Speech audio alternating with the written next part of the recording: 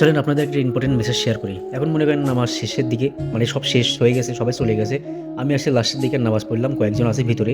এগুলো চলে যাওয়ার পরে, সবাই চলে যাওয়ার পরে ধরেন ১০ মিনিট বা ১৫ মিনিট অপেক্ষা করবে, তারপর মসজিদের গেট বন্ধ থাকবে। বন্ধ থাকার পর কিছু মানুষ তো অবশ্যই নামাজ পড়বে। এরা তো মনে করেন সবসময় তার মসজিদ খোলা রাখা যায় না। ফ্যান, লাইট, এসি সবসময় এগুলো বিল চলতে থাকে।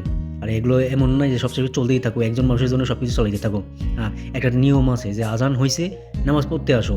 আজান হয়েছে, নামাজ পড়তে আসো। নামাজ শেষ, চলে যাও। এজন্য টাইম টু টাইম এখানে এই সিস্টেমটা ঠিক আছে যে মসজিদের গেট টাইম টু টাইমে খুলে, আবার টাইম টু টাইমে বন্ধ হয়। এখানে ওই যে দেখতে পাচ্ছেন না, এটা হলো ওযুখানা। এখানে হলো আমাদের মানে ছেলেদের জন্য মসজিদ। পাশে যেটা দেখতেছেন এই যে এখন আমি যাচ্ছি, এটা হলো মেয়েদের জন্য। মেয়েদের জন্য মানে মসজিদ একটাই, ভিতরে পার্টিশন করা, হ্যাঁ, ছোট্ট পার্টিশন করা, যেন মেয়েরাও নামাজ পড়তে পারে। এখানে এই দরজাটা দেখতে পাচ্ছেন, এই দরজা দিয়ে মেয়েরা যায় মসজিদের মধ্যে, একসঙ্গে নামাজ পড়ে, ছেলে মেয়ে একসঙ্গে। আমরা এই মসজিদে দেখলাম, অন্য কোনো মসজিদে দেখি নাই আমি।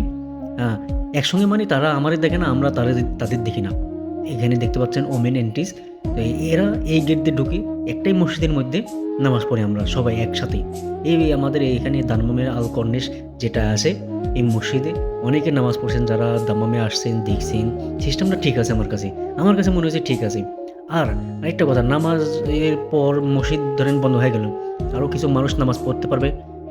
মসজিদ তো নামাজ পড়তে চায় না, তাদের জন্য সিস্টেম আছে এখানে। এই যে পাশে দেখতে পাচ্ছেন যে এখানে বিছানো আছে, জায়নামাজ বিছানো আছে। এখানে যারা অজু করবে, ওখানে অজু করার পরে আরও কিছু মানুষ এখানে এসে নামাজ পড়তে পারবে। ধরেন নামাজ ছুটে গেছে বা টাইম মতো আসতে পারে নাই, বিজি ছিল, তারা এখানে এসে নামাজ পড়তে পারে। হ্যাঁ, কোনো সমস্যা নেই। মসজিদ বন্ধ থাকলেও নামাজ পড়ার সিস্টেমটা এখানে করে রাখছে, বা নামাজ পড়তে পারবে। হ্যাঁ, এই একটা সিস্টেম ভালো লাগছে, ব্যাস।